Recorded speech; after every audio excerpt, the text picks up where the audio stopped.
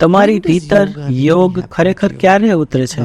ભગવાન કૃષ્ણ કહે છે એ લોકો નહીં જે વધુ આહાર લે છે અને જેઓ વધુ ઉપવાસ કરે છે. આવામાં તમને ધ્યાન કઈ રીતે લાગી શકે?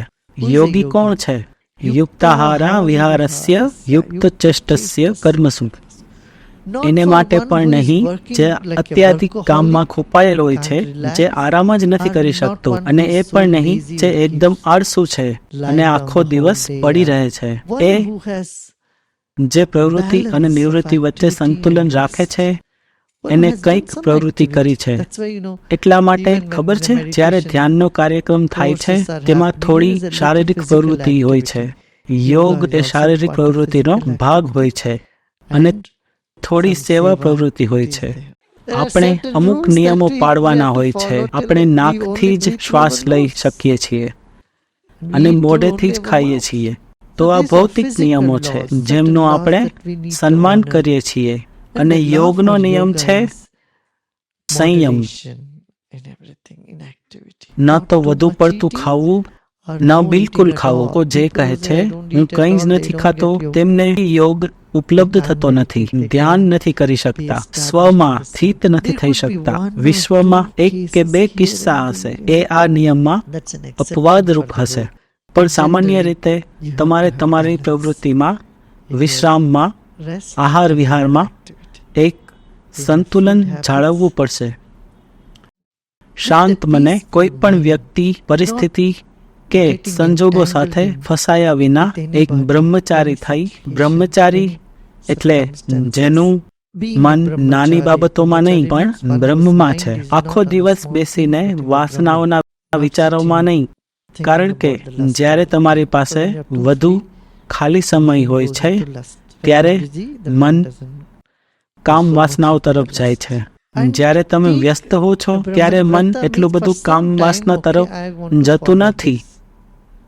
અને વ્રત લેવું એટલે ચાલો થોડા સમય માટે હું આ વસ્તુનું પાલન કરીશ. એ કહેવું કે ચાલો આવતા 2 મહિના 6 મહિના હું ઉપભોગની આસક્તિથી દૂર રહીશ. કારણ કે ઉપભોગ એટલે મનનું બહિર્મુખ થવું. આપણો હેતુ મનને ભીતર લેવાનો છે. મનને ભીતર લઈ જવા માટે તમે પોતાની જાતને ઉપભોગમાં પણ લગાવો છો તો ત્યાં સંઘર્ષ થાય છે. મન અંદર કેવી રીતે જશે? તમારે બ્રેક મારવી છે પણ તમે દબાવો છો એક્સિલરેટર.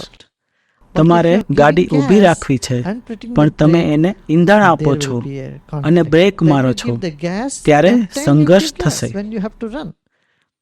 જ્યારે તમારે ઈંધણ આપવું હોય ત્યારે ઈંધણ આપો, જ્યારે તમારે ગાડી ભગાવી હોય. પણ જ્યારે તમારે ઊભા રહેવું હોય ત્યારે તમે બ્રેક દબાવો.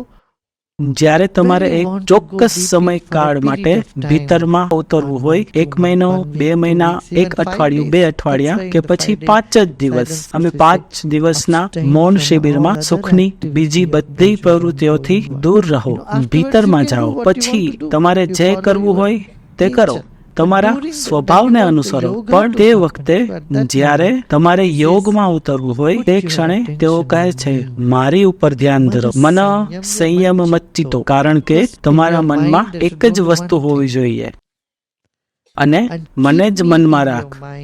ઘણા બધા વિભિન્ન શબ્દોમાં તેઓ કહે છે બસ મારી જ ઉપર ધ્યાન કેન્દ્રિત કર. મચ્ચિતો, મત્પરાયણ, આ બધા શબ્દો તેઓ કહે છે બસ મારા જ વિશે વિચાર કર, મારા માટે જ કાર્ય કર. કારણ કે તમે જેના પણ વિશે વિચાર કરો છો તેની ચેતના તમારા શરીર તંત્રમાં આવશે. તમે બેઠા બેઠા કોઈ ભયાનક પરિસ્થિતિ વિશે વિચાર કરશો તો તમારી નર્વસ સિસ્ટમ એ ભયાનક પરિસ્થિતિમાંથી પસાર થશે. અને તમે કોઈ ખરાબ વ્યક્તિ વિશે વિચાર કરશો તો તમારી સિસ્ટમ ખરાબ વ્યક્તિનું સ્વરૂપ લેવા માંડશે. કોઈ બહુ જ મનોહર પ્રેમાળ વ્યક્તિ વિશે વિચારશો તો તમારા શરીરની સિસ્ટમ એવી બની જાય છે.